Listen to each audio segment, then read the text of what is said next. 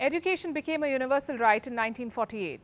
For years before that, the Church was advocating in favor of education. In fact, the Catholic Church took it upon itself to educate the masses. In 1859, it opened schools in Nigeria. Starting the 1880s, it operated boarding schools in Canada. In 1606, in America. Was all of this philanthropy? Not so much. These schools were built on an agenda. They were meant to break down indigenous societies, pave the way for divine-sanctioned conquests, justify colonialism, and spread Catholicism. The Church killed many students in this process. Infuriating opinion? I'm only stating facts. Hello and welcome to Gravitas Plus. I'm Palki Sharma Upadhyay. In May, the remains of 215 children were found in Canada, in South British Columbia to be specific. These remains were of students of the Kamloops Indian Residential School. It was Canada's largest residential school. It was run by the Catholic Church. At least 500 Indigenous students lived in this school at any given time. How did some of its students die? You'll soon find out. In June, 751 unmarked graves were discovered. This time it was near the Medieval Indian Residential School. This school too was controlled by the Roman Catholic Church. How did some of its students die? In June again, the remains of another 182 people were found. This was near the grounds of a school called St. Eugene's Mission. This school too was controlled by the Roman Catholic Church. Why were human remains found in its grounds? In July, 160 unmarked graves were found. It was near the Cooper Island Industrial School. This school too was operated by the Roman Catholic Church. All of these were Canada's residential schools for Indigenous children. At least 70% of these schools were operated by the Roman Catholic Church. The fund came from the government. The Church's responsibility was to assimilate Indigenous children into the dominant culture. How did the Church do that? By destroying their cultures and languages. It began in 1883. Canada's first Prime Minister, John A. Macdonald, authorized the creation of these schools. Starting 1920, these schools were made compulsory for Indigenous children between the ages of 7 and 15. Many children were snatched away from their parents and put in these schools. What happened once they got to these boarding schools? Children were stripped of all things associated with their native culture, from their language to their religion to their long hair, a source of pride for many native people. It was cut short. They were not allowed to wear traditional clothes. They were forced to speak English or French. If they spoke their native languages, they were punished, beaten, shamed, deprived of food. Most of these children were forbidden from meeting their parents. This was their punishment for being native. These children were told that they were dirty Indians. Their rooms were poorly built, poorly heated.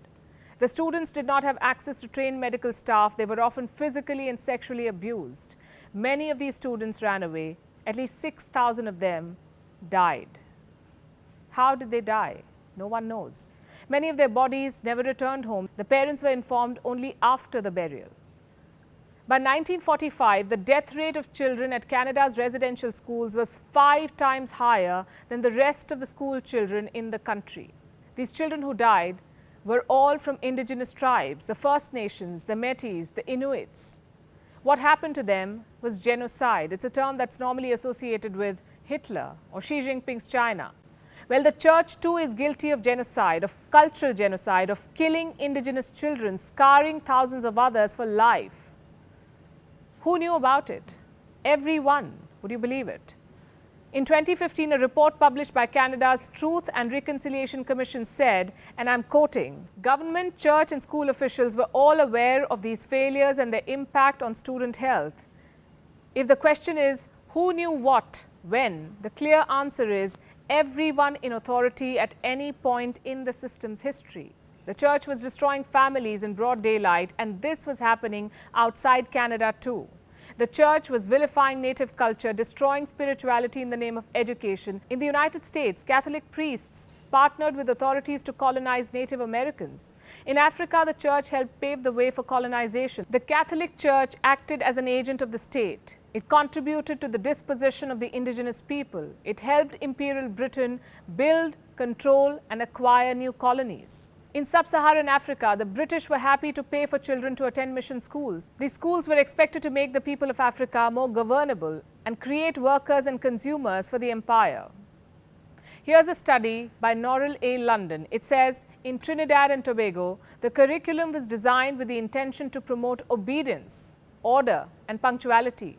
Also, the willingness to occupy the lowest rungs of the job and societal structure. The Catholic Church established primary schools in colonial northern Peru in the 18th century. Do you know why? To turn rebellious subjects into dutiful citizens of the Spanish Empire. Here's a research paper called White Teachers and the Good Governance of Indigenous Souls. It argues that in southern Australia, missionary education was aimed at securing a racial hierarchy. Students were repeatedly schooled on white hegemony. The scholar writes, the missionary was quote-unquote implicated in extending a system of disciplinary control over Anangu bodies, minds and souls. Anangu are the indigenous people. The question is, why was the church acting like an agent of the state? The answer to that goes back to the Roman Empire.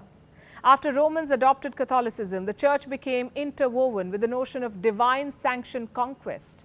The Roman Catholic Church took it upon itself to spread Christianity, to convert indigenous people. The age of discovery came with an opportunity, and the church became a major part of and a justification for colonization.